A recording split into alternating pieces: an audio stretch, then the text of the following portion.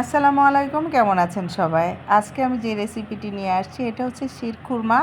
একবার বানিয়ে দেখবেন, এত টেস্টি হয় যে আপনার পরিবারের সবাই ইমপ্রেস হয়ে যাবে। এইভাবে একবার বানিয়ে দেখবেন, মুখে লেগে থাকার মতো একটা রেসিপি।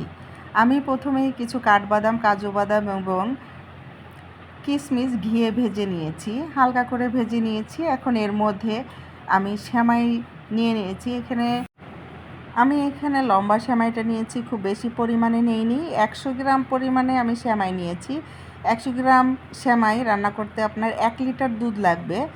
1 লিটারই পারফেক্ট হয়ে যাবে। আমি সেমাইগুলো আরেকটু ঘি দিয়ে ভালো করে ভেজে নিয়েছি। খুব সুন্দর করে আস্তে জালে ভাজতে হবে। যখন আমি এটার ভিতরে দুধ দিব তাহলে সেমাইটি গলে যাবে না। আমি আগে থেকে দুধ জাল দিয়ে নিয়েছিলাম।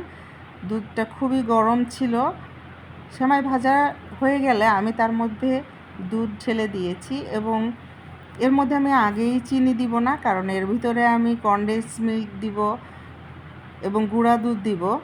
মিষ্টি জিনিসও অনেকে লবণ খায় না, কিন্তু আমার কাছে মনে হয় মিষ্টি জিনিসটাই অপূর্ণ থেকে যায় যদি লবণ না দেয়া হয়। আমি হালকা একটু লবণ দিয়েছি। এখন আমি গুঁড়ো দুধ উপর দিয়ে ছিটিয়ে দিয়েছি। এভাবে দিলেই আপনি যখন দুধ দিয়ে কোনো কিছু রান্না করবেন, গুঁড়ো দুধটা যখন উপর দিয়ে ছিটিয়ে দিবেন তখন আরও অনেক সুন্দর ক্রিমি হয়, ঘন হয়ে যায়। আমি এর মধ্যে এভাবে সবসময় আমি মিষ্টান্ন এবং সেমাই জাতীয় কোনো কিছু দুধে রান্না করতে গেলেই গুঁড়ো দুধটা এভাবে আমি দেই।